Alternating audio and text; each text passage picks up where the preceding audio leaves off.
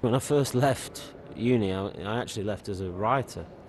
Um, and then very soon I left in '94, and by '95 I was here playing one of the leads in Road in this theatre, which was very exciting because obviously I'd grown up with it. I carried on writing and acting, and then about not that long ago, about 2001, I directed a play. Someone saw it, asked me to do another, and it just took off very quickly.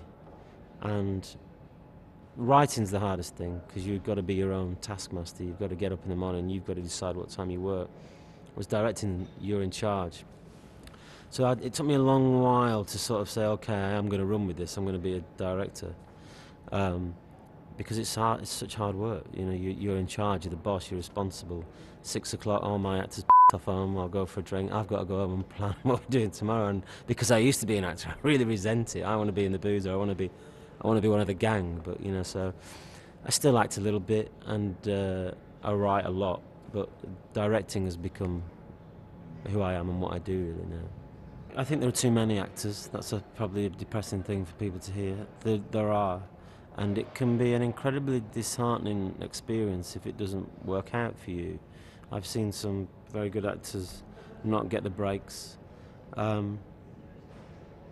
David Mamet once said that everybody gets the same breaks. Some people get them at the beginning of the career, some people get them at the end of the career. I don't know if that's true. Some people seem to get breaks all the time, and some poor people never seem to get that opportunity. I think you've got to really know that you're good. You've got to know that you're brilliant. And if you do know that you're brilliant, then keep going for it. But if you think that you could possibly be better at anything else, do that. And if you are brilliant and you're working with other brilliant people, then there is no better way to earn a not very good living. I think if you're an actor, it can feed into the directing experience and hopefully make you a better director.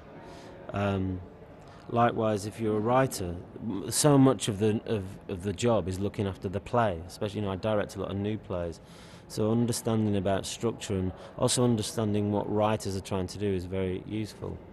And I suppose you also hope once you start directing that it makes you a better writer or a better actor.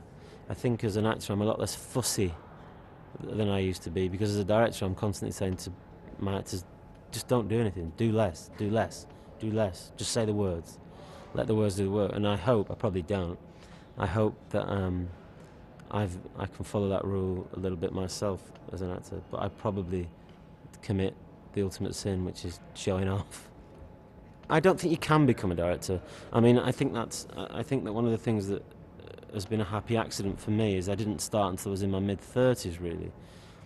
And I think traditionally in the theatre, directors arrived in the way that I arrived. It tended to be actors who also, they ran their own companies and they were the director of the company.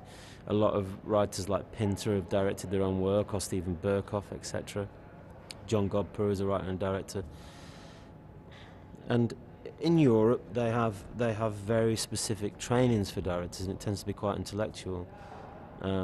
We have to get plays on very, very quickly in this country, and I think you need all the kit. And I think the real place to learn that kit is on the floor as an actor. And I think I wouldn't advise anybody to become a director. I'd say write or act, and then maybe at some point time it right when you take the reins yourself. I see a lot of bright young people fast-tracked as directors at the age of 21, 22, 23, 24, and then I don't hear of it. They just sort of disappear into the ether, or they become teachers or whatever. Wait, I would say, if you want to be a director.